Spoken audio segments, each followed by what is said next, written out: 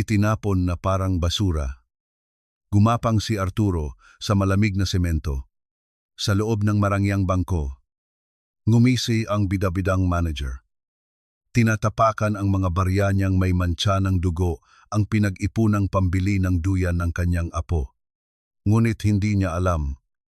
Ang nag-iisang taong dudurog sa buhay niya ay paparating. Isang bilyonaryo ang luluha habang yakap ang basahang ama. Sa pagpatak ng dugo at luha, anong malagim na parusa ang naghihintay sa mga demonyo? Amoy lupa na nga. Nagkakalat pa ng dumi rito sa mansyon. Sa totoo lang, pabigat lang naman talaga yang matandang yan sa buhay ni Sir Alex. Ang mga salitang iyon, na kasing talim ng labaha, ay binitawan ni Ising. Ang matagal nang naninilbihan sa kusina. Kasunod nito ang isang mapang-uyam na tawa na tila humihiwa sa katahimikan ng madaling araw. Sa likod ng malaking pintong kahoy na patungong kusina, napatigil ang paghinga ni Arturo. Ang kanyang kamay, na nanginginig at puno ng mga ubaning ugat, ay mahigpit na nakakapit sa isang basahang luma. Sa loob ng kanyang bulsa, dahan-dahang gumalaw ang isang maliit na plastik na naglalaman ng ilang pirasong barya. Hindi siya gumalaw. Tila naging estatwa ang kanyang payat na katawan. Habang ang bawat salitang kanyang naririnig ay unti-unting bumabaon sa kanyang dibdib. Mas masakit pa kaysa sa rayumang nagpapahirap sa kanyang mga tuhod gabi-gabi. Dahan-dahan siyang sumilip. Nakita niya si Ising na masayang naghuhugas ng mga mamahaling plato, habang ang isa pang katulong ay tumatango-tango sa pagsang-ayon. Ang mansyong kasing ningning ng mga bituin na ipinatayo ng kanyang anak na si Alexander para sa kanya, ay biglang tila naging isang malawak at malamig na hawla. Tumingin si Arturo sa basahang hawak niya. Kanina lamang ay balak niyang punasan ang ilang alikabok sa mga mamahaling florera sa sala. Isang maliit na paraan upang makatulong sa bahay at hindi magmukhang palamuti lang. Ngunit ngayon, ang bawat hibla ng basahang iyon ay tila nagpapaalala sa kanya ng sarili niyang kalagayan, isang lumang kagamitang wala ng silbi. Isang basahang pilit isinisiksik sa gitna ng mga mamahaling kagamitan, mabigat ang kanyang mga hakbang habang pilit na bumabalik sa kanyang silid. Doon, sa ilalim ng kanyang kama, dahan-dahan niyang inilabas ang isang gulanit na kahon ng biskit na gawa sa lata. Sa loob nito ay nagtatago ang kanyang pinakaiingatang lihim, mga lukot na 20 pesos. Mga 50. At napakaraming barya. Ang bawat sentimo roon ay bunga ng kanyang lihim na pagtatrabaho, ang paggawa ng mga basket na gawa sa yantok tuwing madaling araw, at ang pag-iipon ng mga bote na nakukuha niya sa tuwing pinapayagan siyang lumabas ng gate para maglakad-lakad. Hindi alam ni Alex ang tungkol sa perang ito. Hindi alam ng kanyang matagumpay na anak na ang kanyang ama, na pinatitira niya sa isang silid na mas malaki pa sa dating bahay nila sa probinsya, ay nag-iipon ng sariling barya. Ayaw ni Arturo na humingi. Ayaw niyang maging dagdag na gastusin sa anak na halos hindi na matulog para lang mapanatili ang kanilang marangyang buhay. Higit sa lahat, gusto niyang ang regalong ibibigay niya sa panganay na apo na nasa sinapupunan ni Clara ay manggaling sa sarili niyang pawis, hindi sa ginto ng kanyang anak.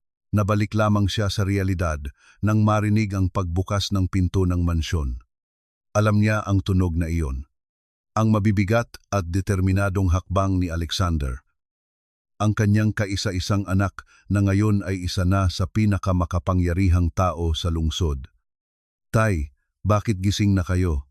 tanong ni Alex habang papasok sa silid ng ama.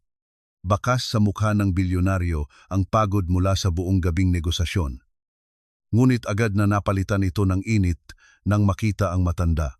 Agad na itinago ni Arturo ang latang kahon sa ilalim ng kumot. Pilit niyang pinatigas ang kanyang boses upang hindi mahalata ang panginginig. Wala to." Alex, ang mga matatanda talaga, hindi na kailangan ng mahabang tulog. Kamusta ang trabaho mo? Anak, lumapit si Alex at tulad ng nakagawian, ay kinuha ang kamay ng ama upang magmano. Ang magaslaw na balat ni Arturo ay dumampi sa noo ng anak. Sa sandaling iyon, halos sumabog ang puso ni Arturo sa halo-halong emosyon, pagmamalaki, pagmamahal, at ang matinding hiya na dulot ng mga salitang narinig niya sa kusina. Everything is fine. Tay, busy lang talaga sa Royal Bank. We're moving a huge fund there today. Don't worry about me po. Okay, sabi ni Alex habang inaayos ang kumot ng ama. Basta kayo. Relax lang dito.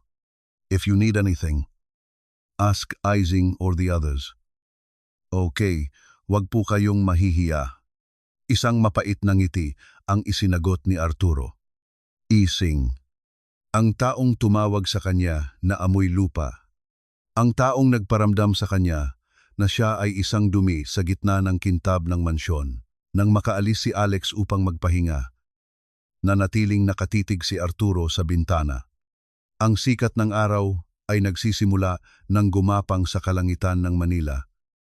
Ngunit sa loob ng kanyang puso, tila may isang makapal na ulap na ayaw umalis. Hinaplos niya ang kanyang bulsa kung saan naroon ang huling ilang barya na naipon niya kahapon.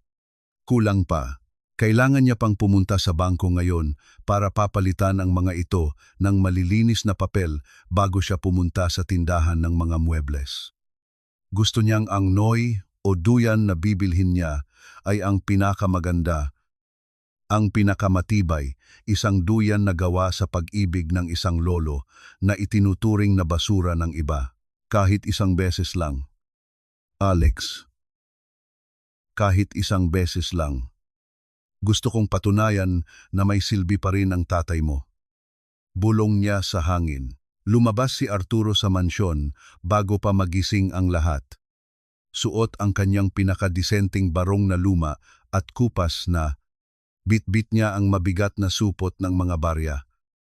Ang bawat tunog nito ay tila tibok ng kanyang pusong puno ng pag-asa. Hindi niya alam. Sa likod ng malalaking gusali ng siyudad, may isang unos na naghihintay na dudurog sa huling piraso ng kanyang dignidad sa kanto ng kalye. Napatigil si Arturo. Ang kanyang paningin ay nakatutok sa malaking karatula ng Royal Bank na kumikinang sa sikat ng araw. Iyon ang bangkong binanggit ni Alex.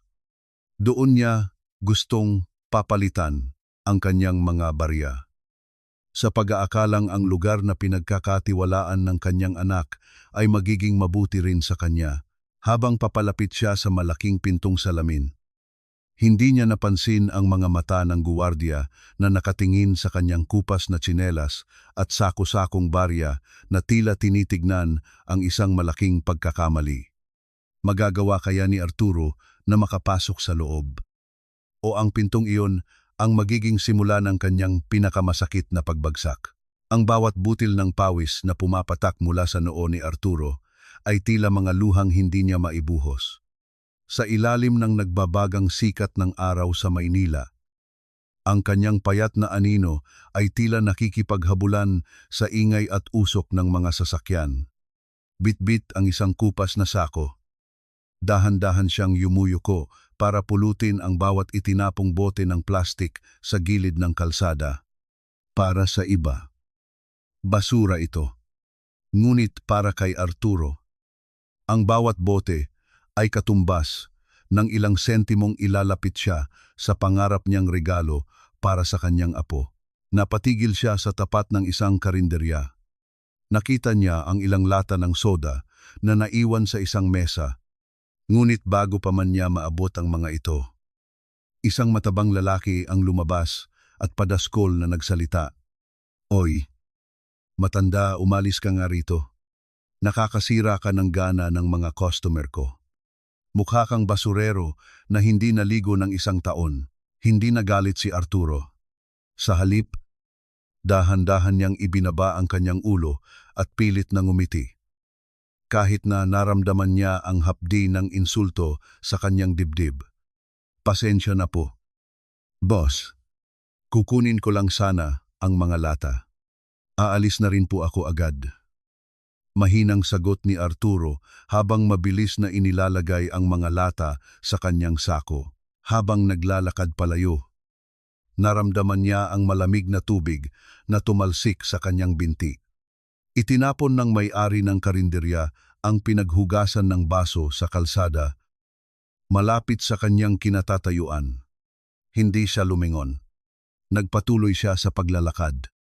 Tinitiis ang basang tsinelas at ang mabigat na sako sa kanyang likuran. Ang lahat ng ito ay tinitiis niya dahil sa isang mithiing mas malaki pa sa kanyang pagod. Narating niya ang isang maliit na tindahan ng mga muebles na gawa sa yantok. Doon, sa gitna ng mga upuan at mesa, ay nakasabit ang isang napakagandang duyan. Ang pagkakagawa nito ay masining at matibay. Tila isang mahigpit na yakap na naghihintay sa isang sanggol. Hinawakan ni Arturo ang magaspang ngunit pulidong hibla ng maysan. Napapikit siya habang iniisip ang kanyang magiging apo na mahimbing na natutulog doon. Dinuyan ng pag-ibig ng isang lolo. Magkano po uli ito? Anak, tanong ni Arturo sa tindero na laging nakakakita sa kanya. 3,000 po. Tay, tulad ng dati, itatabi ko muna ito para sa inyo.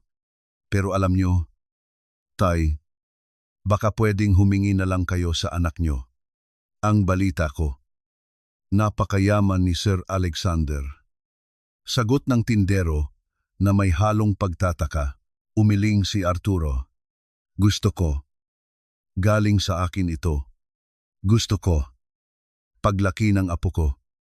Malalaman niyang ang unang tulugan niya ay galing sa pagod at pagmamahal ng lolo niya. Nang mabilang niya ang kanyang naipon sa isip, napabuntong hininga siya. Kulang pa siya ng 500 piso. Ang bawat sentimo ay tila ginto na mahirap abutin pag-uwi sa mansyon. Pilit niyang itinago ang kanyang pagod. Agad siyang sinalubong ni Clara, ang asawa ni Alex, na nooy nakaupo sa hardin at nagbabasa ng libro. Napakaganda ni Clara, at ang kanyang ngiti ay tila isang gamot sa pagod na nararamdaman ni Arturo. Tay, saan po kayo galing? Pawis na pawis kayo. Eto po, uminom muna kayo ng juice. Sabi ni Clara habang inaalalayan ng biyenan. Naramdaman ni Arturo ang pagmamahal sa boses ni Clara. Ito ang nagpapasakit sa kanyang puso ang katotohanang napakabuti ng kanyang mga anak. Ngunit pakiramdam niya ay wala siyang naibabalik sa kanila. Salamat, Clara. Naglakad-lakad lang ako sa labas. Maganda ang sikat ng araw. Pagsisinungaling niya, hinaplos niya ang tiyan ni Clara. Kamusta ang apo ko? Hindi ba siya malikot? Tumawa si Clara. Minsan po. Tay, mukhang excited na rin siyang lumabas at makalaro kayo. Nang gabi ring iyon, sa loob ng kanyang madilim na silid, kinuha ni Arturo ang kanyang lihim na kayamanan. Inilabas niya ang isang lumang alkansya na gawa sa luwad, isang bagay na dinala niya pa mula sa kanilang lalawigan. Sa pamamagitan ng isang maliit na martilyo na binalot niya ng tela upang hindi lumikha ng ingay. Dahan-dahan niyang binasag ang luwad. Ang tunog ng nababasag na alkansya ay tila isang pangako na sa wakas ay matutupad na. Bumuhos sa kanyang kama ang napakaraming barya at ilang lukot na papel na pera. Maingat niya itong binilang. Isa-isa. Hanggang sa maabot niya ang kabuuang halaga. May sobra pa siyang kaunti para sa pamasahe at pambili ng gatas para kay Clara. Nanginginig ang kanyang mga kamay habang tinitignan ang tumpok ng pera. Ito ang lahat ng kanyang pinaghirapan sa loob ng maraming buwan. Ang bawat sugat sa kanyang kamay, Ang bawat insultong tinanggap niya sa kalsada ay narito sa tumpok na ito. Sapat na ito, bulong niya, habang tumutulo ang luha sa kanyang mga mata. Sapat na ito para sa iyo. Apo, inilagay niya ang lahat ng barya sa isang lumang kahon ng biskit na gawa sa lata. Bukas, pupunta siya sa bangko na malapit sa Royal Bank, kung saan nagtatrabaho si Alex. Gusto niyang maging malinis ang bawat sentimo bago niya ito ibayad sa tindero ng duyan. Gusto niyang ang regalong ito ay maging perpekto. Habang nakahiga, nakatingin si Arturo sa kisame. Hindi siya makatulog sa excitement. Ngunit sa kabilang dako ng kanyang isipan, may isang hindi maipaliwanag na kaba. Tila may isang tinig na bumubulong na ang bukas ay hindi magiging kasing dali ng kanyang inaasahan. Nakatitig siya sa kanyang mga kamay na puno ng kalyo. Iniisip kung anong hitsura ng Royal Bank sa loob. Marahil ay napakaganda roon. Naisip niya, marahil ay magiging mabuti sila sa isang matandang tulad niya na ang tanging dala ay isang kahon ng barya at isang pusong puno ng pag-ibig. Ang gabi ay lumalim, at ang ingay ng lungsod ay unt-unting humupa. Iniiwan si Arturo sa kanyang mga pangarap. Ngunit ang kapalaran ay may ibang plano. At ang sikat ng araw sa susunod na umaga ang magiging saksi sa isang kaganapang hinding-hindi malilimutan ng kahit sino sa dilim. Ang tanging maririnig ay ang mahinang tunog ng barya sa loob ng lata habang niyayakap ito ni Arturo sa kanyang pagtulog. Tila isang proteksyon laban sa mundong hindi pa siya handang tanggapin. Ang bawat hakbang ni Arturo patungo sa Royal Bank ay tila paglalakad sa ibabaw ng mga bubog. Ang gusali ay gawa sa matatayog na salamin na sumasalamin sa sikat ng araw. Tila isang tore ng ginto na hindi para sa mga taong tulad niya. Suot ang kanyang kupas na barong at ang tsinelas na may bakas pa ng putik mula sa kalsada. Naramdaman ni Arturo ang bigat ng lata ng biskit sa kanyang mga kamay. Ang bawat mahinang kalantog ng barya sa loob nito ay tila tibok ng kanyang pusong puno ng kaba. Nang itulak niya ang mabigat na pintong salamin, isang bugso ng napakalamig na hangin mula sa aircon ang sumalubong sa kanya. Ang loob ng bangko ay amoy mamahaling pabango at bagong papel na pera.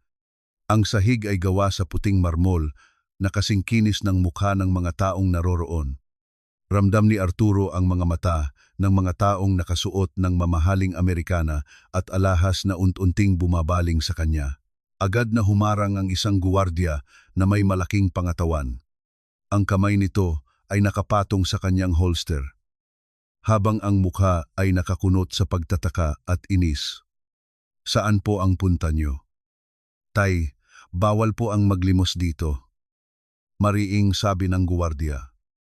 Ang boses ay sapat na lakas upang marinig ng mga taong nakapila. Napayuko si Arturo. Ang kanyang mga daliri ay humigpit sa hawak na lata. Hindi po ako maglilimos. Anak, magpapapalit lang sana ako ng mga barya para maging buong papel. Pambili ko lang sana ng regalo para sa apo ko. Ang guwardiya ay lalong sumimangot. Tila hindi naniniwala sa narinig. Ngunit bago pa man ito makasagot, isang babae ang lumabas mula sa isang nakasaradong opisina. Siya ay si Valerie, ang manager ngang Chinyang. Ang kanyang bawat hakbang sa suot na matutulis na takong ay lumilikha ng matitigas na tunog sa marmol na sahig. Ang kanyang pananamit ay perpekto. Ang bawat hibla ng kanyang buhok ay maingat na nakaayos. Ngunit ang kanyang mga mata ay kasing lamig ng yelo nang dumapo ang mga ito kay Arturo. Nakita ni Arturo kung paano ngumiti si Valerie sa isang kliyenteng VIP na may dalang mamahaling bag. Isang ngiting tila plastik at puno ng pagka-plastik. Ngunit nang bumaling ang kanyang tingin sa matanda, ang ngiting iyon ay agad na naging isang mapanuring tingin. Guard, ano ang nangyayari dito? Bakit may ganitong klasing tao sa loob ng branch natin? Nakakahiya sa mga kliyente natin. Reklamo ni Valeria. Ang kanyang boses ay puno ng pangingiri. Manager, magpapapalit lang daw po ng barya. Sagot ng guwardiya na tila natatakot din sa kanyang boss. Lumingon si Valerie kay Arturo. Tila tinitignan ang isang maduming insekto sa ilalim ng kanyang sapatos. Law. Hindi kami tumatanggap ng ganyan dito kung hindi ka naman account holder.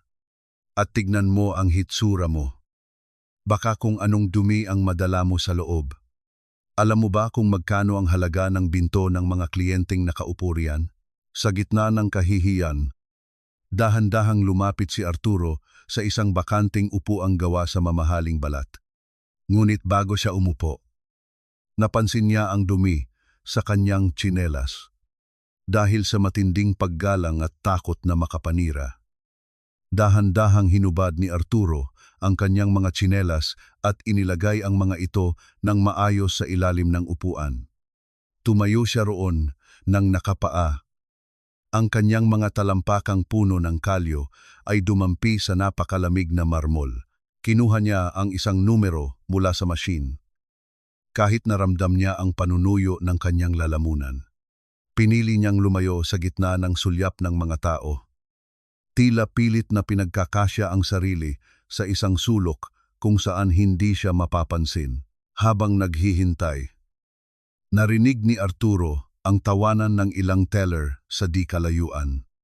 Napansin niya ang isang babaeng nakasuot ng eleganteng dress na laging tumitingin sa kanyang cellphone at pagkatapos ay sa kanya. Tila kinukunan siya ng video ng patago. Hindi na lamang ito pinansin ni Arturo. Ang tanging mahalaga sa kanya ay ang mapapalitan ang kanyang mga barya. Mula sa kanyang opisina, hindi tinatanggal ni Valerie ang tingin sa matanda. Para sa kanya, ang presensya ni Arturo ay isang insulto sa reputasyon ng Royal Bank. Isang kahihiyan na kailangang burahin agad bago pa makita ng sinumang mahalagang opisyal. Hindi ko hahayaang manatili ang taong iyan dito. Bulong ni Valerie sa sarili. Habang ang kanyang mga daliri ay naglalakad sa ibabaw ng kanyang mesa, dahan-dahan siyang tumayo at muling lumabas. Ang bawat hakbang niya ay tila isang babala. Lumapit siya kay Arturo na nooy nakayuko at mahigpit na yakap ang kanyang kahon ng biskit. Ang bango ng kanyang mamahaling pabango ay sumalubong sa amoy ng pawis at lumang tela ni Arturo. Isang magkabilang mundong pilit na pinagtatagpo sa isang hindi tamang pagkakataon. Lolo, tumayo ka na riyan. Sabi ni Valerie sa isang tono na tila nag-uutos sa isang alipin. Sabi ko sa iyo, hindi ka namin pagsisilbihan. Umalis ka na bago ko patawagin ang pulis. Napaangat ng tingin si Arturo. Ang kanyang mga mata ay puno ng pakiusap. Tila isang batang nagnanais ng kaunting konsiderasyon. Sandali lang naman po. Ma'am, malapit na po ang number ko. Importante lang po talaga ito para sa apo ko. Ngunit ang pusong bato ni Valerie ay hindi natinag.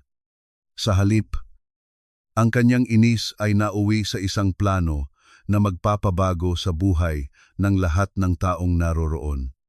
Ang tensyon sa loob ng bangko ay tila isang string na malapit ng maputol. Magagawa kaya ni Arturo na manatili. O ang kanyang simpleng pangarap ay tuluyang madudurog sa ilalim ng matutulis na takong ng isang babaeng walang puso. Ang bawat pintig ng puso ni Arturo ay tila isang tambol na nagbababala ng panganib. Sa gitna ng malawak at marangyang silya ng Royal Bank, ang kanyang maliit na katawan ay tila nilalamon ng karangyaan ng paligid. Nakatayo na siya ngayon. Hawak ang numero na kanina pa niya tinitignan. Habang ang manager na si Valerie ay muling lumapit. Ang mukha ay puno ng matinding pagkairita. Hindi ka ba talaga nakakaunawa? Sabi ko. Lumabas ka na. Ang boses ni Valerie ay umalingaw-ngaw sa loob ng tahimik na bangko. Naligaw ba ang pulubi na ito?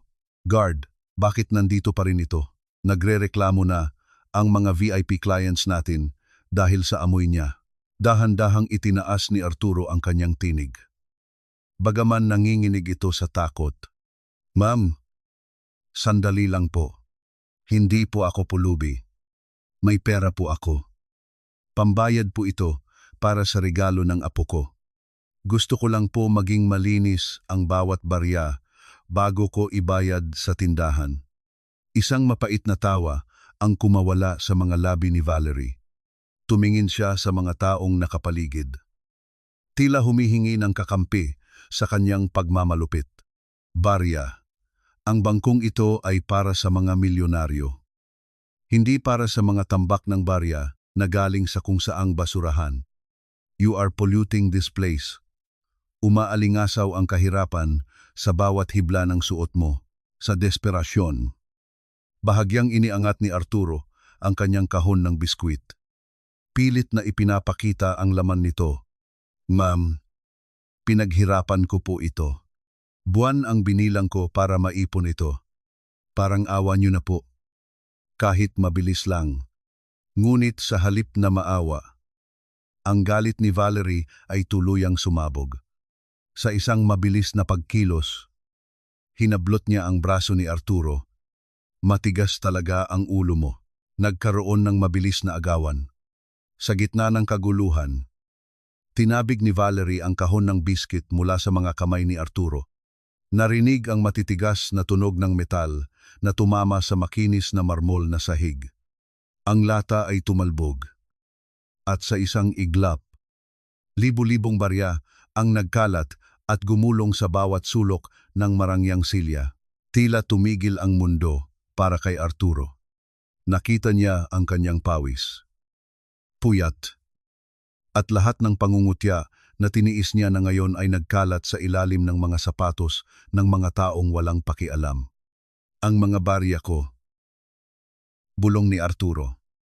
Ang kanyang boses ay basag na, iyan, ang basura mo. Pulutin mo ang mga duming iyan at lumayas ka na. Sigaw ni Valerie. Habang itinuturo ang sahig gamit ang kanyang daliri na may mamahaling singsing, hindi nag-isip si Arturo. Sa harap ng lahat ng mga taong nakatingin, dahan-dahan niyang itinukod ang kanyang mga tuhod sa malamig na marmol. Lumuhod siya sa gitna ng silya. Ang kanyang mga kamay ay nanginginig habang pilit na kinukuha ang mga barya na gumulong sa ilalim ng mga mesa at silya. Ang kanyang mga mata ay malabo na dahil sa luhang pilit na bumubukal. Ang ilang mga tao ay napailing. Ang iba naman ay umiwas ng tingin. Ngunit walang sinuman ang lumapit para tumulong. Ang babaeng kanina pa kumuha ng video ay lalong inilapit ang kanyang kamera. Kinukuha ang bawat sandali ng pagkapahiya ni Arturo. Guard, tulungan mo siyang lumabas ng mabilis. Utos ni Valerie na may nakakatakot na ngisi. Hinawakan ng guwardiya ang likod ng barong ni Arturo at padaskol siyang itinayo. Kahit hindi pa niya nakukuha ang lahat ng barya, kinaladkad siya patungo sa pintong salamin. Arturo tried to struggle, his bare feet sliding on the polished floor. Ang pera ko. Ang para sa apo ko. Ang tanging nasasabi ni Arturo habang inilalabas siya ng bangko. Nang makarating sila sa labas, binitiwan siya ng guwardiya ng may puwersa. Dahil sa hina ng kanyang pangangatawan at sa bigat ng emosyon, nawalan ng balanse si Arturo. Ang kanyang payat na katawan ay bumagsak patungo sa matitigas at matutulis na dulo ng hagdanan ng bangko. Narinig ang mahinang tunog ng laman na tumama sa bato. Isang matalim na hapdi ang gumuhit sa kanyang tuhod at siko. Dahan-dahan, isang kulay pulang likido ang dumanak at gumapang sa puting semento ng hagdanan. Ang kanyang tuhod ay rumesma at ang dugo ay nagsimulang magmantsa sa kanyang kupas na barong. Naiwan si Arturo sa labas. Nakadapa sa semento habang ang pinto ng bangko ay muling sumara. Muling naghahari ang malamig na katahimikan sa loob. Hawak niya sa kanyang kanang kamay ang isang pirasong 5 piso, ang tanging baryang nailigtas niya mula sa loob. Tumingala siya sa kalangitan. Ang sikat ng araw ay tila nangungutya sa kanyang kalagayan. Ang sakit ng kanyang sugat ay walang-wala kumpara sa sugat sa kanyang dangal. Patawad. Apo. Patawad. Alex. Hikbi niya. Habang ang kanyang dugo ay unti-unting natutuyo sa ilalim ng init ng araw. Tumayo siya nang nanginginig. Iniika ang kanyang sugatang binti. At nagsimulang maglakad palayo. Hindi niya alam na ang bawat patak ng dugo niya sa hagdanang iyon ay magiging mitsa ng isang apoy na tutupok sa lahat ng mga taong nagpahirap sa kanya. Sa kabilang dako ng syudad, si Alexander ay nakaupo sa kanyang opisina. Biglang naramdaman ang isang kakaibang kaba sa kanyang dibdib. Habang ang kanyang cellphone ay nagsimulang mag-vibrate nang walang tigil dahil sa isang kumakalat na video. Ang bawat paghakbang ni Arturo patungo sa mansyon ay tila paghatak sa isang mabigat na tanikala. Ang langit, na kanina lamang ay maliwanag, ay unti-unting nabalot ng madidilim na ulap. Tila nakikiramay sa bigat ng kanyang nararamdaman. Ang ulan ay nagsimulang pumatak ng marahan. Ang bawat dampi ng malamig na tubig sa kanyang sugatang tuhod ay nagdudulot ng matinding hapdi. Ngunit mas masakit ang bawat alaala ng tawanan sa loob ng bangko. Nang marating niya ang bukana ng kanilang subdibisyon, napatigil siya sa isang maliit na gripo sa gilid ng kalsada. Sa gitna ng mahinang ulan, dahan-dahan niyang nilabhan ang kanyang barong na may mantsa ng dugo. Pinilit niyang kuskusin ang pulang marka gamit ang kanyang nanginginig na mga kamay. Hanggang sa mamuti ang kanyang balat. Hindi niya pwedeng ipakita ito kay Alex. Hindi niya pwedeng hayaang malaman ng kanyang anak na ang kanyang ama ay muling naging isang pulubi sa mata ng iba. Ang konsepto ng hiya ay tila isang lason na dumadaloy sa kanyang mga ugat. Pakiramdam ni Arturo. Kung malalaman ni Alex ang nangyari, ay tila nadagdagan ang kahihiyang nararamdaman ng kanyang anak dahil sa pagkakaroon ng isang amang hindi marunong lumugar. Dahan-dahan siyang pumasok sa gate ng mansyon. Pinipiling dumaan sa gilid kung saan ang mga halaman ay nagsisilbing panangga sa paningin ng mga katulong. Nang makapasok siya sa kanyang silid, agad niyang hinubad ang basang damit at pilit na ibinalot ang kanyang tuhod ng isang lumang panyo. Ang bawat ungol ng sakit ay pinipigil niya sa pamamagitan ng pagkagat sa kanyang labi. "Tay, nandyan na po ba kayo?" Ang boses ni Alex ay umalingaw-ngaw mula sa pasilyo. Nagmamadaling nagsuot ng malinis na kamiseta si Arturo at umupo sa gilid ng kanyang kama. Pilit na inaayos ang kanyang ekspresyon. Bumukas ang pinto at iniluwal nito si Alex. Nabakas ang pag-aalala sa kanyang mukha. "Bakit po kayo nabasa ng ulan? At bakit po kayo nakayuko?"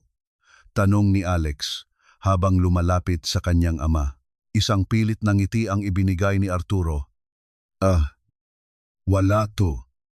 Alex, naabutan lang ako ng ulan sa parke habang nanonood ng mga naglalaro ng chess.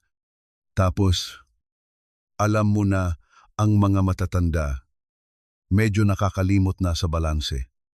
Kaya medyo nadulas lang ako ng kaunti. Naningkit ang mga mata ni Alex.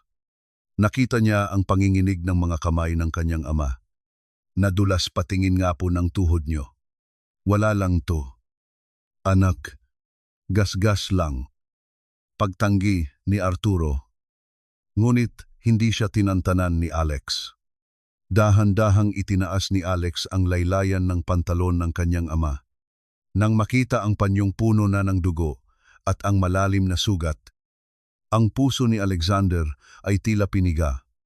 Kinuha niya ang first aid kit at lumuhod sa harap ni Arturo. Dito naganap ang isang sandali na tila huminto ang oras. Ang bilyonaryong si Alexander, ang taong kinatatakutan sa mundo ng negosyo, ay tahimik na naglilinis ng sugat ng kanyang ama. Ginamit ni Alex ang isang bulak na may gamot. Dahan-dahang tinatapik ang sugat ni Arturo. Naramdaman ni Arturo ang init ng mga kamay ng kanyang anak. Tumingin siya sa bumbunan ni Alex. At doon, hindi na niya napigilan. Ang isang patak ng luha ay mabilis na gumulong mula sa kanyang mata at pumatak sa balikat ni Alex. Ngunit nanatili siyang tahimik. Ang kanyang pag-iyak ay walang tunog. Isang paghikbi na tanging ang kanyang balikat lamang ang nakakaalam. Sana sinabi niyo po sa akin kung may gusto kayong puntahan. Mahinang sabi ni Alex habang nilalagyan ng benda ang tuhod ng ama. Hindi niyo po kailangang mag-isa. Tay, nandito naman ako. Ayaw ko lang maging pabigat. Alex, masyado ka nang maraming iniisip. Sagot ni Arturo. Ang kanyang boses ay tila isang bulong sa hangin pagkatapos ayusin ang sugat. Pinatayo ni Alex ang kanyang ama at hinalikan ito sa noo. Magpahinga na po kayo. Ipapadala ko na lang dito ang hapunan nyo. Nang makaalis si Alex, nanatiling nakatitig si Arturo sa kanyang benda. Sa loob ng kanyang bulsa, hinawakan niya ang huling 5 piso na nailigtas niya.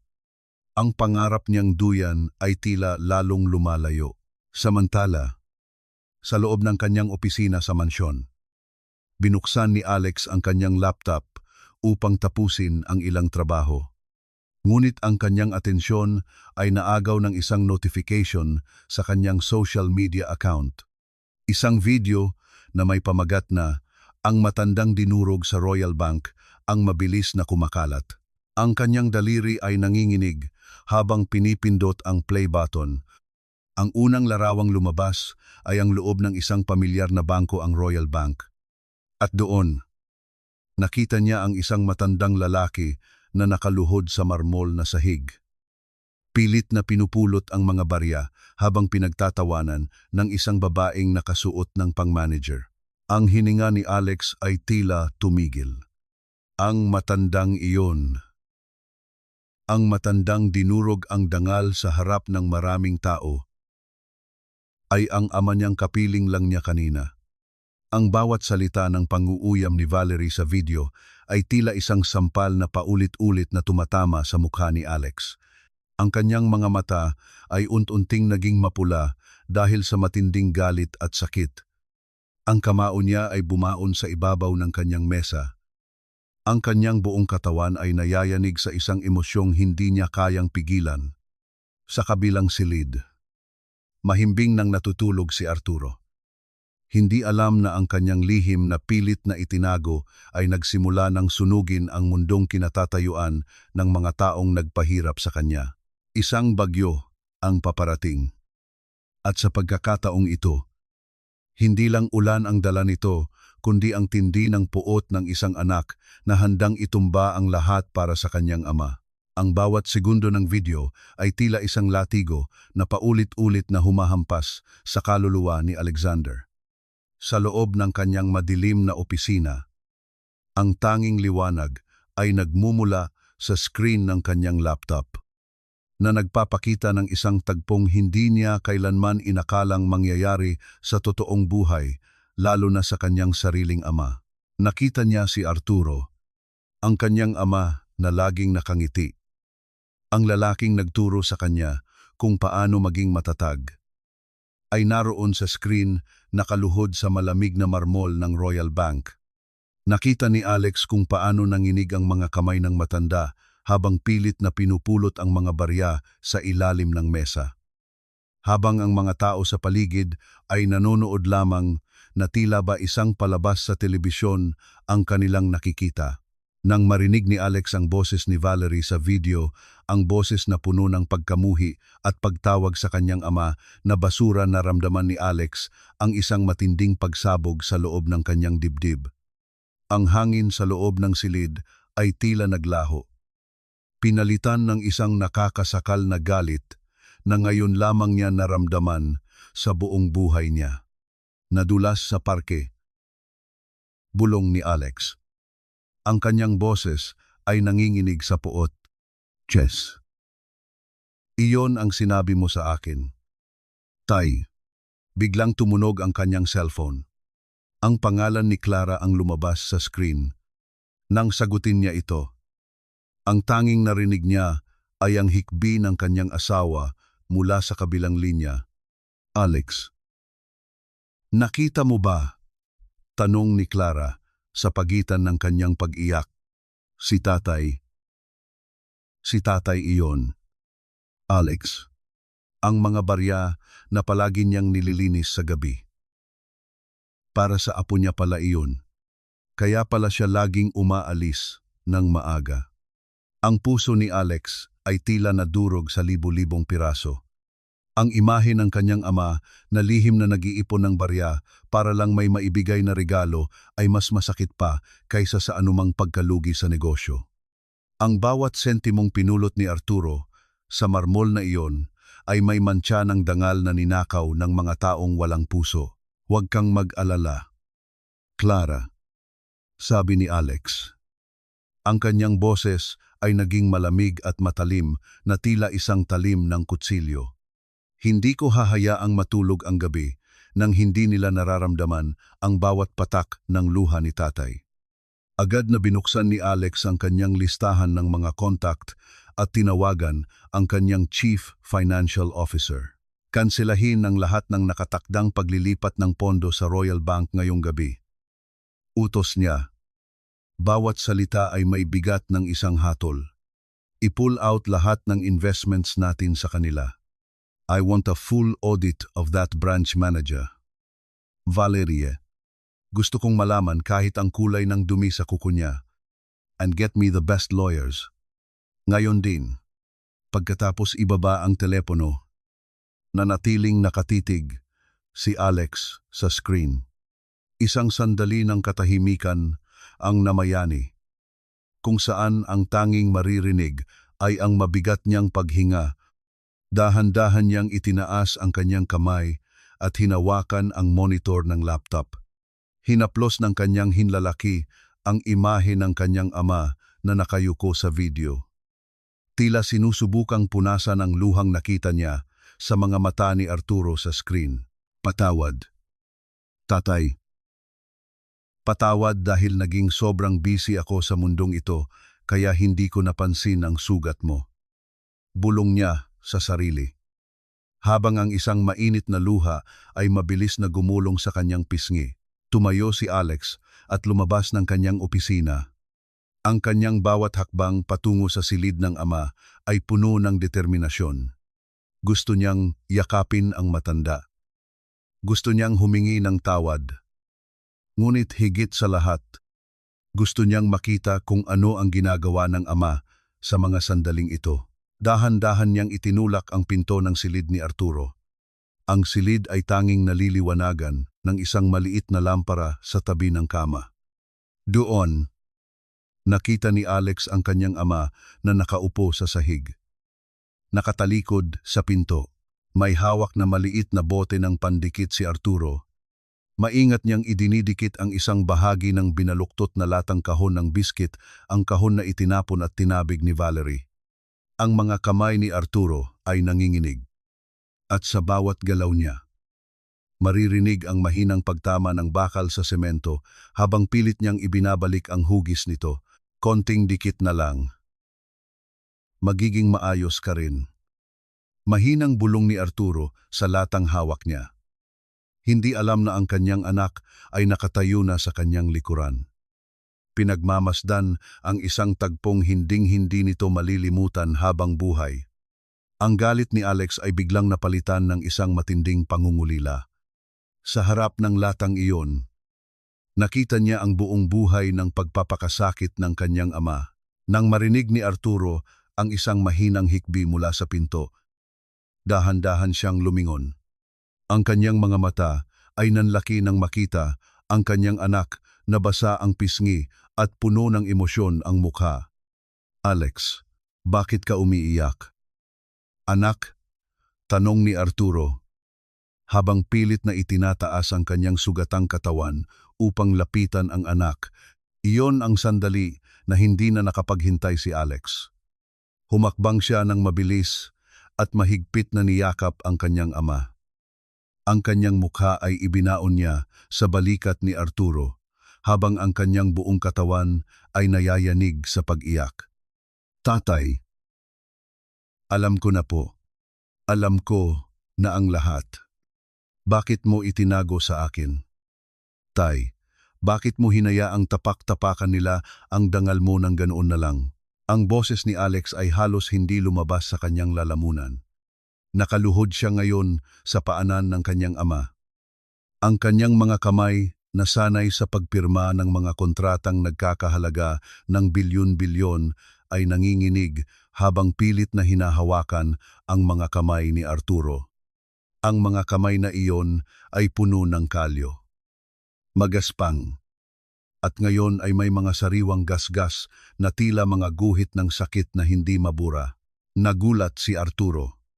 Ang latang kahon na pilit niyang inaayos ay dahan-dahang nalaglag mula sa kanyang kandungan.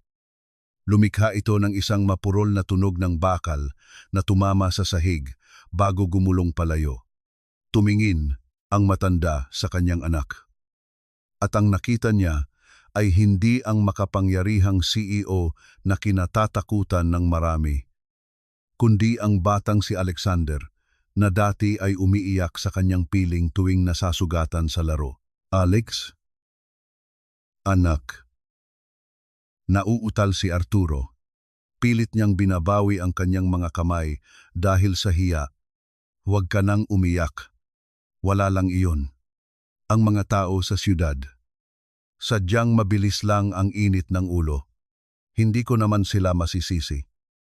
Mukha talaga akong hindi dapat naroroon. Hindi halos sumigaw si Alex sa sakit. Hinding-hindi nyo dapat sabihin iyan. Kayo ang pinakamahalagang yaman ko sa mundong ito. Tay, higit pa sa lahat ng gusaling pagmamay-ari ko. Higit pa sa bawat sentimong nasa bangko ko. Nang lumuhod kayo sa sahig na iyon para pulutin ang mga barya. Pakiramdam ko. Ako ang dinudurog nila. Tumulo ang mga luha ni Alex sa palad ng kanyang ama.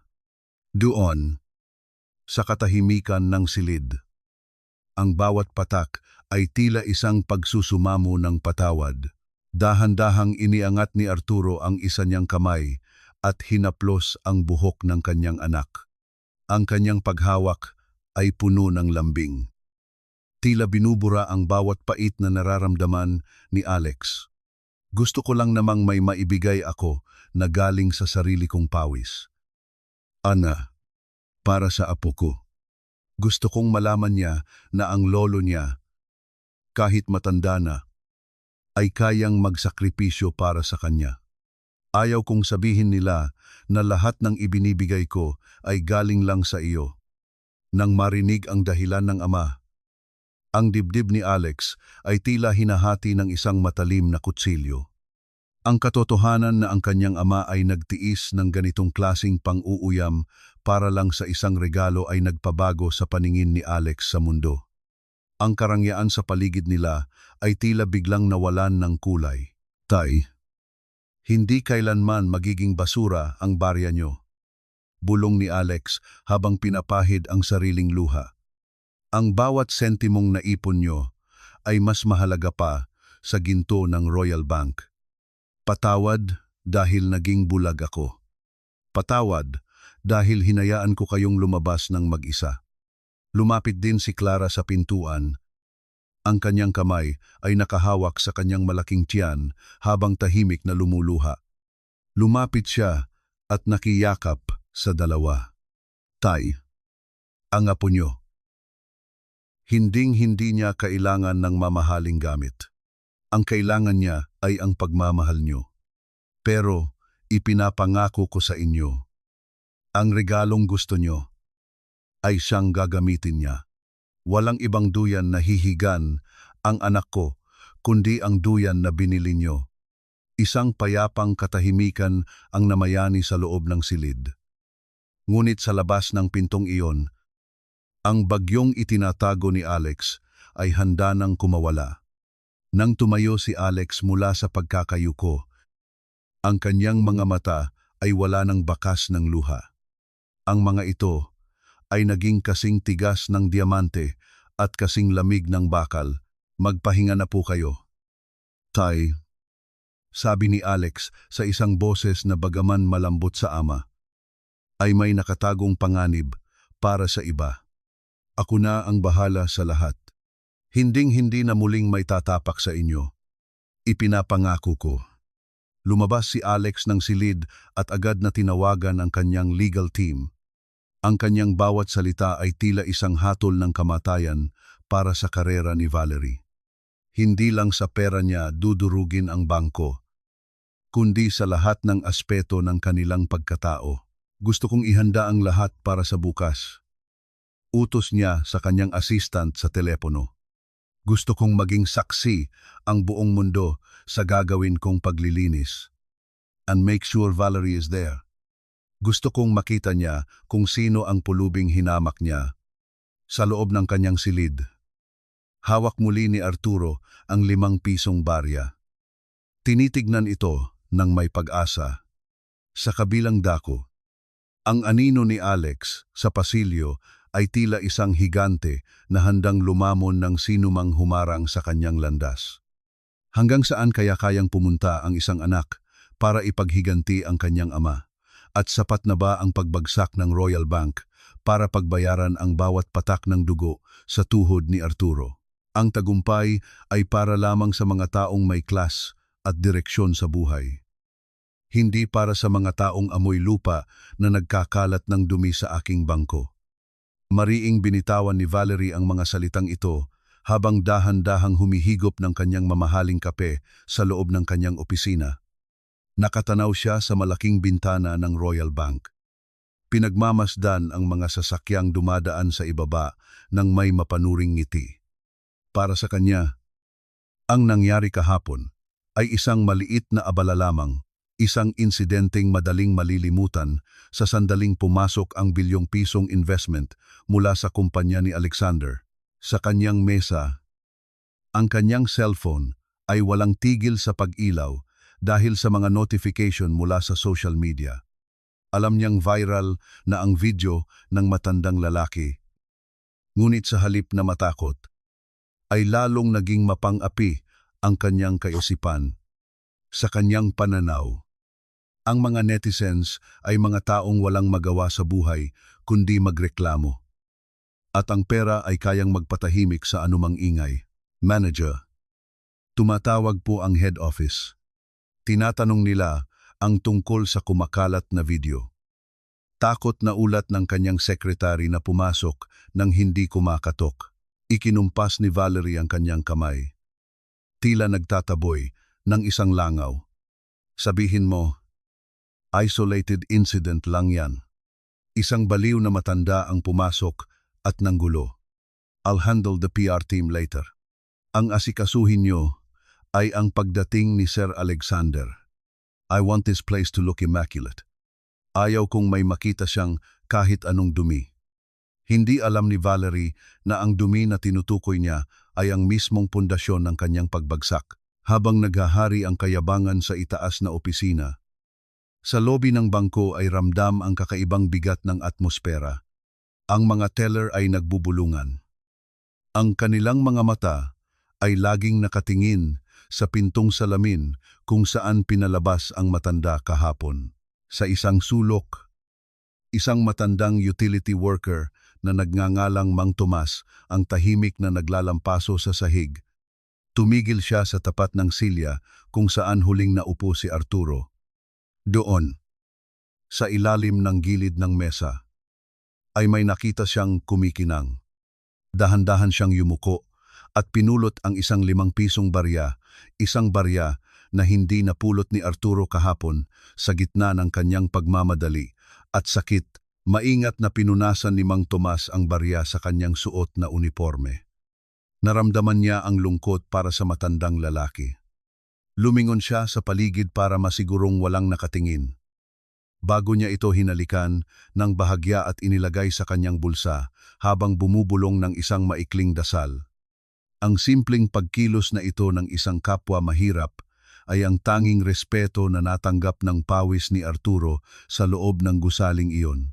Ngunit ang katahimikan ay biglang nabasag ng ang malaking digital screen sa dingding ng bangko, na karaniwang nagpapakita ng stock market at interest rates, ay biglang nag-iba ng kulay. Isang pulang babala ang lumitaw na may kasamang matitigas na babala ng system failure. Manager, ang aming mga computer, hindi kami makapag-process ng kahit anong withdrawal. Sigaw ng isang teller mula sa counter. Nagmamadaling lumabas si Valerie mula sa kanyang opisina.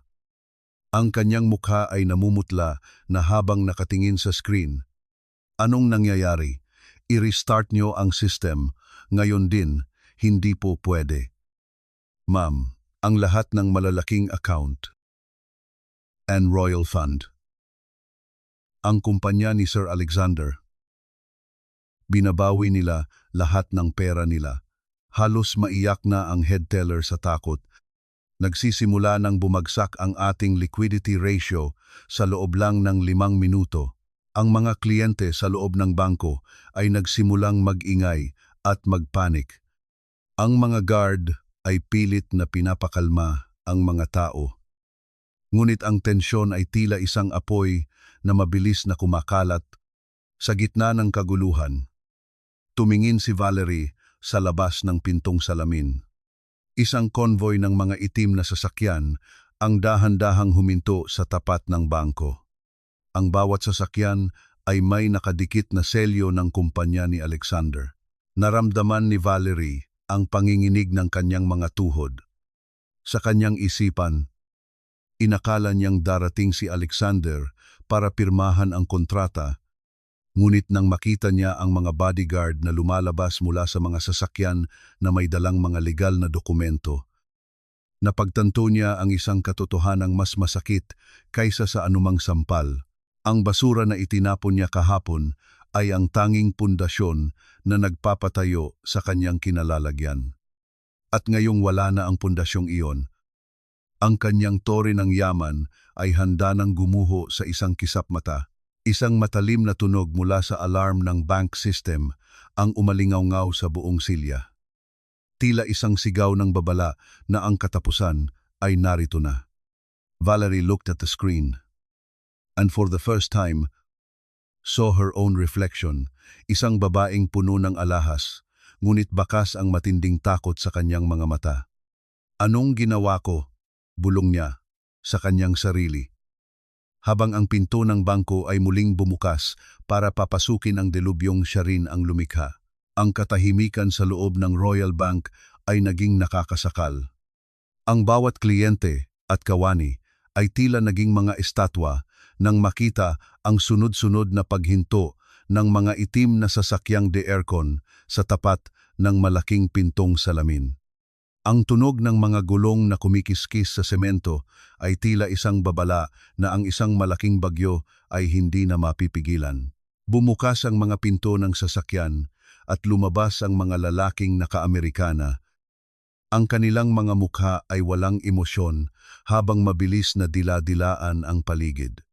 Sila ang mga tauhan ni Alexander, mga taong sinanay upang protektahan ang pinakamakapangyarihang tao sa mundo ng komersyo.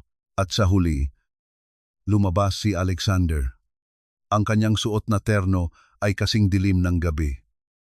At ang kanyang bawat paghakbang patungo sa bangko ay nagdadala ng isang bigat na tila yayanig sa pundasyon ng gusali.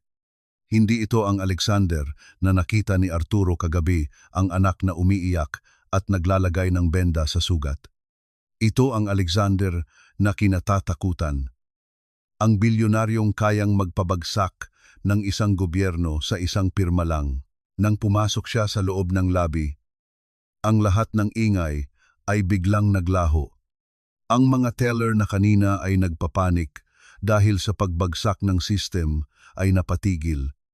Ang bango ng kanyang mamahaling pabango ay mabilis na humalo sa malamig na hangin ng bangko. Isang amoy ng kapangyarihan at panganib, si Valerie, na kanina pa nanginginig sa takot, ay pilit na inayos ang kanyang sarili.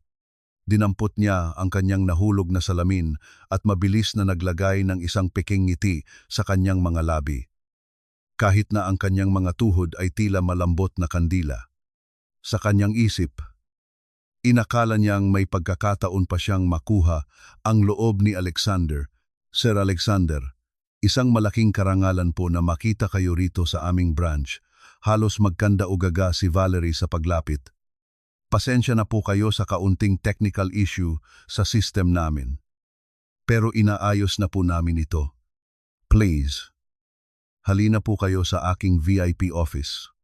Magpapahanda po ako ng pinakamainam na kape para sa inyo. Hindi lumingon si Alexander. Hindi rin niya tinignan si Valerie. Nanatili ang kanyang paningin sa harap. Ngunit bago siya tumuloy, napatigil siya sa mismong pintuan sa lugar kung saan ang kanyang ama ay itinulak at nadapa kahapon.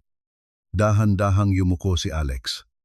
Hinaplos ng kanyang mga daliri ang dulo ng hagdanan ng bangko. Doon, sa isang maliit na bitak sa semento, ay may nakita siyang bahid ng tuyong dugo. Isang dugo na hindi man lang nilinis ng mga taong nagtatrabaho roon. Ang panga ni Alexander ay nagtagis. Ang kanyang mga mata, na kanina ay malamig, ay biglang nagliyab sa isang matinding puot. Tumingala siya at tumingin kay Valerie. Isang tingin na tila humihiwa sa kaluluwa ng babae. Ang kape niyo, mahinang sabi ni Alex. Ang kanyang boses ay may tunog ng panganib. Hindi kape ang ipinunta ko rito, Valerie. Ipinunta ko rito ang paniningil para sa bawat patak ng dugo na iniwan ng tatay ko sa hagdanang ito. Nawala ang ngiti ni Valerie. Ang kanyang mga kamay ay nagsimulang manginig ng walang tigil. Sir, hindi ko po kayo maintindihan. Anong tatay? Sa likuran ni Alex. Pumasok ang isang matandang lalaki na nakasuot ng napakamahal na barong. Siya ang National CEO ng Royal Bank. Ang pinakamataas na opisyal ng kanilang organisasyon. Ang kanyang mukha ay basang-basa ng pawis habang mabilis na lumalapit kay Alexander. Sir Alexander, nalaman ko na po ang lahat. Hingal na sabi ng National CEO. Patawarin niyo po kami. Hindi po namin alam na ang kagalang-galang na si Arturo ay ang inyong ama. Nagkaroon lamang po ng malaking pagkakamali ang isa sa aming mga staff. Lumingon si Alex sa National CEO. At pagkatapos ay muling ibinalik ang tingin kay Valerie na ngayon ay tila malulunod na sa sariling takot. Isang pagkakamali lang ba ang tawag nyo kapag tinawag nyong basura ang isang matandang lalaki dahil lang sa suot niya? Tanong ni Alex. Ang bawat salita ay idinidiin niya. Isang pagkakamali lang ba ang tawag nyo kapag pinanood niyong lumuhod ang isang tao para pulutin ang mga barya na pinaghirapan niya sa loob ng maraming buwan? Lumapit si Alex kay Valerie. Ramdam ni Valerie ang init ng galit mula kay Alexander. Ang distansya nila ay napakaikli na kaya nang marinig ni Valerie ang bawat paghinga ng bilyonaryo. Manager Valerie. Bulong ni Alex. Ang kanyang tinig ay tila bulong ng kamatayan. Sabihin mo sa akin. Nasaan na ang mga barya ng tatay ko? Nasaan ang latang itinapon mo? Hindi nakapagsalita si Valerie. Ang kanyang lalamunan ay tila tinubuan ng mga tinik. Tumingin siya sa sahig. Sa mismong lugar kung saan gumulong ang mga barya ni Arturo kahapon, at sa sandaling iyon, ang pinto ng bangko ay muling bumukas. Pumasok ang isang pangkat ng mga accountant na may dalang mga itim na briefcase. Ang delubyo na binanggit ni Alex ay hindi lang pala paniningil sa dangal, kundi ang tuluyang pagdurog sa lahat ng pinaghirapan ni Valerie sa loob ng maraming taon. Nang lumuhod ang tatay ko sa harap mo kahapon, nakaramdam ka ba, kahit kaunting habag, nang makita mo ang mga barya niyang gumugulong sa sahig na ito? Naisip mo ba kung ilang patak ng pawis ang ibinuhos niya para lang maipon ang mga iyon? Ang bawat salita ni Alexander ay tila mga palasong tumatama sa dibdib ni Valerie. Nakatayo ang bilyonaryo sa gitna ng lobby. Ang kanyang mga kamay ay nasa loob ng bulsa ng kanyang mamahaling Amerikana. Habang ang manager ay dahan-dahang napapaatras hanggang sa tumama ang kanyang likod sa malamig na pader ng kanyang dating opisina.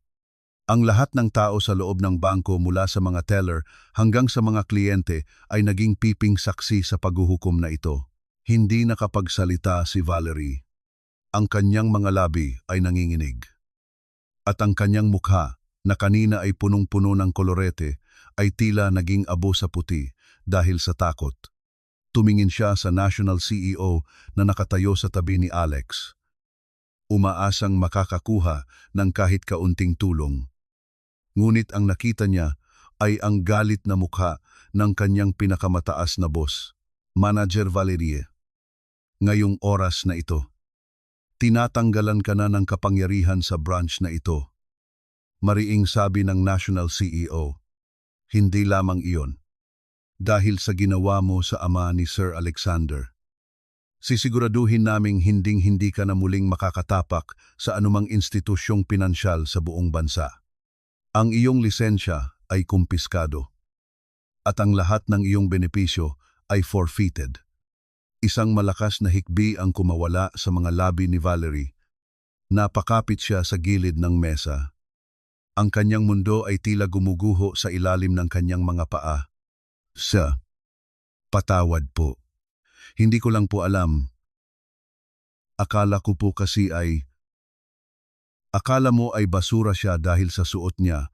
Pagputol ni Alex sa kanyang sasabihin, ang kanyang boses ay naging kasing lamig ng yelo. Ang pagkatao ng isang tao ay hindi nasusukat sa kintab ng kanyang sapatos, kundi sa laki ng kanyang puso. At ikaw, Valerie, sa gitna ng lahat ng yaman at posisyon mo, ikaw ang tunay na naghihirap dahil wala kang kahit katiting na respeto sa kapwa. Sumenyas si Alex sa kanyang assistant. Isang malaking supot ng barya na sadyang ipinahanda ni Alex kanina ang inilapag sa gitna ng marmol na sahig. Sa isang mabilis at determinadong pagkilos, hinablot ni Alex ang supot at binuksan ito. Dahan-dahan niyang itinaas ang supot at ibinuhos ang laman nito. Maririnig ang sunod-sunod na matitigas na tunog ng metal na tumatama sa marmol. Isang ingay na tila musika ng katarungan para kay Arturo. Ang libo-libong barya ay gumulong, kumalat, at tila naging isang dagat ng pilak sa paanan ni Valerie. Sabi mo kahapon, basura ang mga barya ng tatay ko. Sabi ni Alex, habang nakatitig ng diretsyo sa mga mata ng babaeng nanginginig sa takot.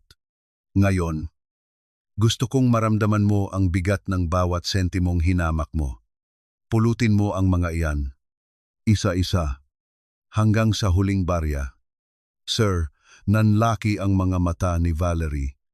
Dito po, sa harap ng lahat. Diyan mismo sa lugar kung saan pinaluhod mo ang tatay ko. Sagot ni Alex nang walang kurap. At huwag kang titigil hanggat hindi nagiging malinis ang sahig na ito mula sa basurang sinasabi mo. Wala nang nagawa si Valerie. Sa gitna ng kahihiyan, dahan-dahan siyang bumaba mula sa kanyang pagkakatayo. Ang kanyang matutulis na takong ay tila nawalan ng balanse. Tulad ni Arturo kahapon. Dahan-dahan siyang lumuhod sa malamig na marmol. Ang kanyang mga kamay na may mamahaling manicure ay nanginginig habang pilit na pinupulot ang mga barya. Ang kanyang mga luha ay pumatak at humalo sa kintab ng metal sa sahig. Pinanood ni Alex ang bawat kilos ni Valerie. Wala siyang naramdamang awa. Tanging ang alaala lamang ng sugatang tuhod ng kanyang ama ang nasa kanyang isip. Kinuha niya ang panyo sa kanyang bulsa, ang panyong may tuyong dugo ni Arturo, at hinawakan ito ng mahigpit. Ipinapaalala ko sa iyo, Valerie. Dagdag ni Alex bago tumalikod. Ang perang iyan ay idodonate ko sa mga lolo at lola na tulad ng tatay ko. Ang bawat sentimong pinulot mo ay magiging pambili ng pagkain para sa mga taong tinatawag mong basura. Habang naglalakad si Alex palabas ng bangko, iniwan niya si Valerie na nakaluhod at umiiyak sa gitna ng lobby, habang ang mga tao ay nakatingin sa kanya ng may pangungutya. Ang karerang binuo ni Valerie sa loob ng maraming taon ay naglaho sa loob lamang ng ilang minuto. Dahil sa kanyang kawalan ng puso, paglabas ni Alex sa pinto, ang kanyang cellphone ay biglang tumunog. Nakita niya ang pangalan ni Clara. Agad niya itong sinagot. At ang boses ng kanyang asawa sa kabilang linya ay puno ng pagmamadali at sakit. Alex. Alex. Nasa ospital na kami ni tatay. Pumutok na ang panubigan ko. Ang bata. Paparating na ang anak natin. Ang matigas na ekspresyon ni Alex ay biglang lumambot. Ang katarungan ay nakamit na. At ngayon, isang bagong buhay naman ang naghihintay na yakapin ang pagmamahal ng isang lolo na naging bayani sa mata ng kanyang anak. Wait for me. Clara, papunta na ako. Sigaw ni Alex habang mabilis na sumasakay sa kanyang sasakyan. Iniwan ang Royal Bank na tila isang alaala ng isang bagyong kakatapos lang lumipas. Diyos ko, iligtas niyo po ang asawa ko. Iligtas niyo po ang anak ko. Ang bawat pagtakbo ni Alexander sa kahabaan ng pasilyo ng ospital ay tila isang pakikipagkarera sa mismong kamatayan. Ang kintab ng puting sahig at ang amoy ng gamot sa paligid ay nagpabigat sa kanyang dibdib. Isang pakiramdam na mas matindi pa kaysa sa galit na naramdaman niya sa bangko kanina. Ang kanyang puso ay tumitibok ng mabilis. Tila isang ibong nagpupumiglas na makawala sa hawla. Nang marating niya ang tapat ng delivery room, napatigil siya. Doon, sa isang plastik na upuan sa sulok, nakita niya ang kanyang ama. Si Arturo ay nakaupo ng tuwid. Ang kanyang mga kamay na may mga gasgas at benda ay mahigpit na nakakapit sa isang lumang rosaryo. Ang kanyang mga labi ay walang tigil sa paggalaw. Bumubuo ng mga dasal na tanging ang langit lamang ang nakakarinig. Nang marinig ni Arturo ang nagmamadaling hakbang ng anak, nag-angat siya ng tingin. Agad na tumayo ang matanda. Kahit na iniika pa ang kanyang sugatang binti. Alex. Anak, nandito ka na. Agad na lumapit si Alex at niyakap ng mahigpit ang kanyang ama. Ang bawat pangungulila at takot na nararamdaman niya ay tila humanap ng kanlungan sa balikat ng matanda. Tay. Si Clara, kamusta po sila? Nasa loob pa sila. Anak, huwag kang mag-alala. Malakas si Clara. At ang apo ko. Nararamdaman kong isang matapang na bata ang paparating. Mahinang sagot ni Arturo. Habang dahan-dahang hinahaplos ang likod ng kanyang anak upang pakalmahin ito. Lumipas ang mga oras na tila mga taon para sa mag-ama. Ang bawat pagbukas at pagsara ng pinto ng delivery room ay nagdadala ng matinding kaba. Sa bawat nurse na lumalabas, agad na tumatayo si Alex. Ngunit palaging iling lamang ang sagot sa kanya. Sa gitna ng paghihintay, naramdaman ni Alex ang pagod sa mga mata ng kanyang ama. Tay, maupo muna kayo. Kanina pa kayo nakatayo rito. Baka bumukas uli ang mga sugat nyo. Umiling si Arturo. Hindi bale na ang sugat ko. Alex, ang mahalaga ay ang bagong buhay na darating, alam mo. Noong isilang ka, ganyan din ang hitsura ng tatay mo. Hindi ako mapakali. Pabalik-balik ako sa labas ng klinika sa probinsya. Bit-bit ang isang supot ng pandesal para sa nanay mo. Napangiti ng bahagya si Alex sa kwento ng ama. Sa gitna ng teknolohiya at yaman ng modernong ospital, Ang kwento ni Arturo ay nagpaalala sa kanya na ang pinakamahalagang bagay sa mundo ay libre, ang pagmamahal at ang pananampalataya. Patawad. Tay, kung naging magulo ang araw nyo dahil sa akin. Bulong ni Alex. Wala na iyon. Anak, ang mahalaga ay ang katarungan. Pero higit sa lahat, ang mahalaga ay ang pagpapatawad sa ating mga puso para maging maayos ang pagdating ng iyong anak. Payo ni Arturo. Biglang bumukas ang pinto ng silid. Isang nurse ang lumabas. Ang kanyang mukha ay seryoso at tila may pagmamadali. Sino po ang asawa ni Mrs. Clara? San Diego. May kaunting komplikasyon po sa pagtibok ng puso ng bata. Kailangan po naming gawin ang lahat ng makakaya namin. Ang mundo ni Alex ay tila gumuho sa narinig. Ang kanyang mga tuhod ay nanghina. At kung hindi siya agad na alalayan ni Arturo, baka napaupo siya sa sahig. Ang takot na mawalan ay muling bumalik. Mas matindi kaysa sa anupamang unos na hinarap niya. Gawin niyo po ang lahat, kahit magkano. Kahit anong kailangan. Sigaw ni Alex sa desperasyon. Ngunit hinawakan ni Arturo ang kamay ng anak. Ang kanyang hawak ay mahigpit at puno ng katiyakan. Hindi pera ang kailangan nila ngayon. Alex, ang kailangan nila ay ang iyong lakas. Maniwala tayo. Muling pumasok ang nurse. Iniiwan ang mag-ama sa isang mas matinding katahimikan. Ang tunog ng mga monitor sa loob ng istasyon ng mga nurse ay tila naging mabilis na tibok ng orasan. Nagbibilang ng bawat sandaling tila huling pagkakataon na lumipas ang isa pang oras.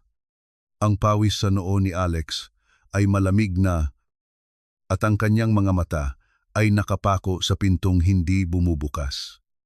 Arturo, sa kabila ng sakit ng kanyang sariling katawan, ay nanatiling nakatayo sa tabi ng anak. Tila isang matibay na poste na hindi kayang ibuwal ng anumang hangin. At sa wakas, bumukas muli ang pinto. Isang doktor ang lumabas. Dahan-dahang tinatanggal ang kanyang face mask. Ang kanyang mga mata ay pagod. Ngunit may bakas ng isang kakaibang emosyon. Mr. San Diego. Simula ng doktor, napatigil ang paghinga ni Alex. Arturo naman ay napapikit ng mariin. Ang kanyang mga daliri ay lalong humigpit sa kanyang rosaryo. Ang buong pasilyo ay tila naging isang vacuum. Hinihintay ang mga salitang magpapasya kung ang gabi bang ito ay magtatapos sa luha ng pait o luha ng kagalakan. Isang matapang na bata ang anak niyo, sabi ng doktor, at dahan-dahang lumitaw ang isang ngiti sa kanyang mga labi. Ligtas ang mag-ina, isang malusog na batang lalaki. Kasunod ng mga salitang iyon ay ang isang mahina ngunit malinaw na tunog, isang unang iyak ng isang sanggol na umalingaw-ngaw mula sa loob ng silid. Ang iyak na iyon ay tila isang himig ng tagumpay. Nagbubura sa bawat pait, bawat insulto, at bawat patak ng dugo na dumanak sa hagdanan ng bangko. Napayakap si Alex sa kanyang ama. At sa pagkakataong ito, ang kanilang pag-iyak ay hindi na dahil sa sakit, kundi dahil sa isang kaligayahang hinding-hindi matutumbasan ng anumang yaman sa mundo. Ang sikat ng araw na sumisilip sa bintana ng mansyon ay tila mas maliwanag at mas mainit ngayong umaga. Ang hangin ay hindi na kasing lamig at kasing ilap tulad ng mga nakaraang araw. Sa halip, puno ito ng bango ng mga bagong pitas na bulaklak at ang tamis ng isang bagong simula. Sa tapat ng malaking pintuan, dahan-dahang huminto ang sasakyan ni Alexander. Dala ang pinakamahalagang kargamento na dumaan sa kalyeng iyon si Clara at ang kanilang bagong silang na anak. Inalalayan ni Alex ang kanyang asawa. Ang kanyang mga galaw ay puno ng pag-iingat at pagsamba. Si Clara, bagaman may bakas pa ng pagod sa kanyang mukha, ay nagniningning ang mga mata habang yakap ang isang maliit na balutan ng puting tela. Sa tabi nila, si Arturo ay hindi mapakali. Ang kanyang mga kamay ay tila gustong tumulong, ngunit natatakot na baka makagulo. Ang kanyang tuhod ay may benda pa, ngunit ang sakit nito ay tila naglaho na. Pinalitan ng isang siglang, ngayon lamang niya muling naramdaman. Tay, dahan-dahan lang po sa paglalakad. Paalala ni Alex nang makita ang pagmamadali ng ama. Ngumiti si Arturo. Isang ngiting umabot hanggang sa kanyang mga mata. Ayos lang ako. Alex, gusto ko lang siguraduhin na maayos ang lahat sa silid ng apo ko. Pagpasok nila sa loob ng mansyon, hindi nagtungo ang pamilya sa direksyon ng marangyang kwarto na puno ng mga imported na kagamitan.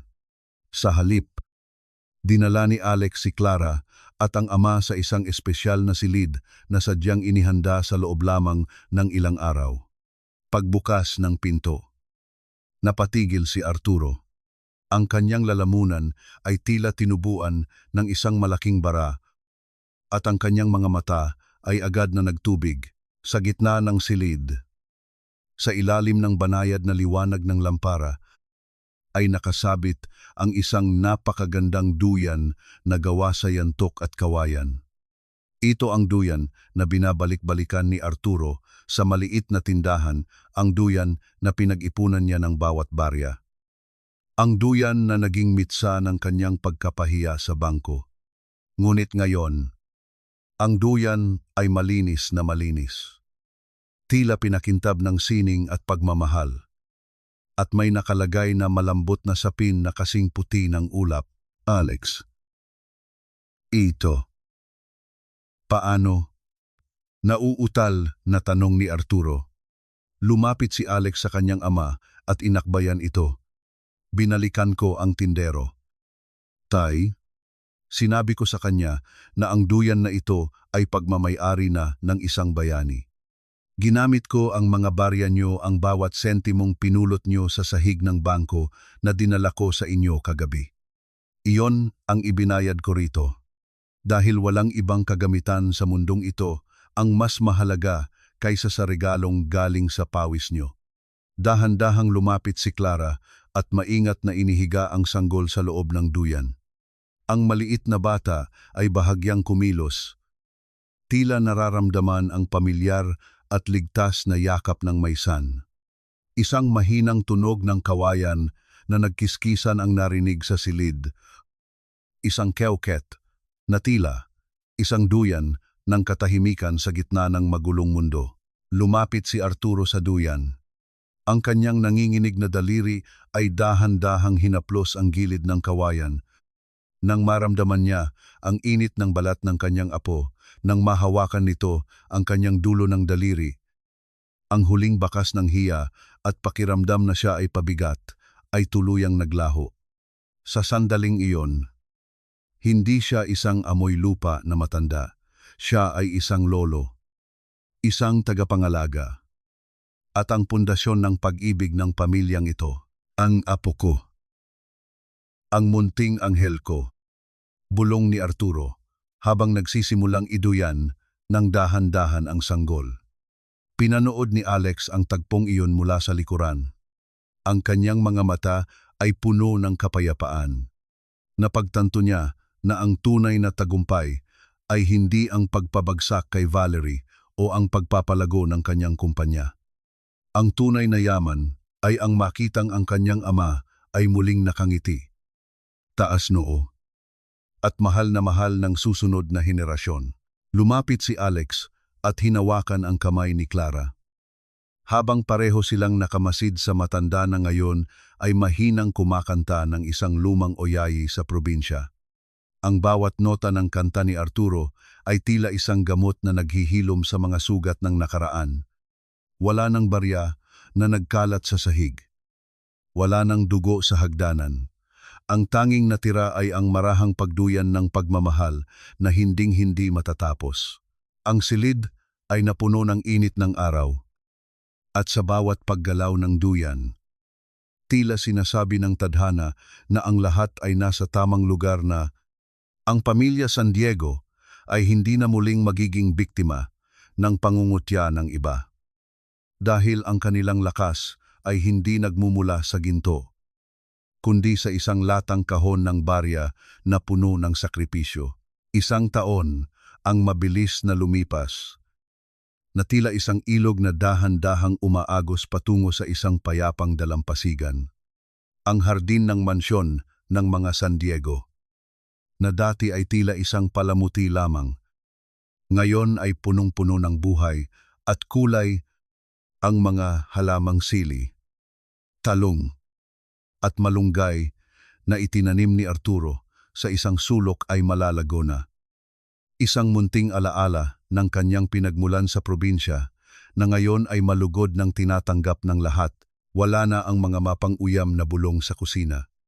Ang mga katulong, kabilang si Ising, ay natuto ng yumukod ng may tunay na paggalang sa tuwing dadaan ang matanda. Hindi dahil sa utos ni Alexander, kundi dahil sa nakita nila ang katatagan at busilak na puso ng isang amang handang ibigay ang lahat para sa kanyang pamilya. Si Arturo ay nakaupo sa isang bangko sa ilalim ng puno ng mangga. Suot ang isang malinis at preskong kamiseta. Sa kanyang kandungan ay nakaupo ang munting Alexander Jr., ang kanyang apo na ngayon ay marunong na ring humawak sa kanyang daliri at tumawa ng napakalutong. "Tignan mo ito, Apo," mahinang sabi ni Arturo habang ipinapakita ang isang makinang na 5 pisong barya. Dito nagsimula ang lahat. Ang bawat barya ay may kwento, may pawis, at may pagmamahal. Dahan-dahang kinuha ni Arturo ang isang bagong alkansya na gawa sa kahoy, isang alkansyang may nakaukit na pangalan ng kanyang apo. Tinulungan niya ang bata na ihulog ang barya sa loob. Ang mahinang tunog ng metal na tumama sa kahoy ay tila isang hudyat ng isang bagong tradisyon. Isang aral ng pagtitipid at pagpapakasakit na ipapasa sa susunod na henerasyon.